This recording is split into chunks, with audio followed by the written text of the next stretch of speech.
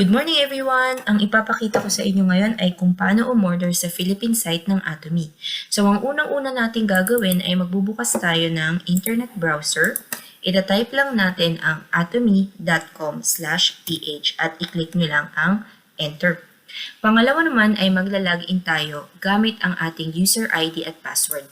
Tandaan, ang bawat miyembro ng Atomy ay mayroong user ID at password. Kung hindi ka pa miyembro, kailangan mo magpa-miyembro, otherwise, hindi ka makakapag-purchase sa website ng Atomy.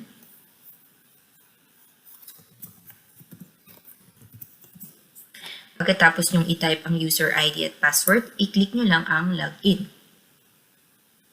I-click nyo ngayon ang shopping mall kung saan makapipili kayo ng mga items or produkto na gusto nyong bilhin.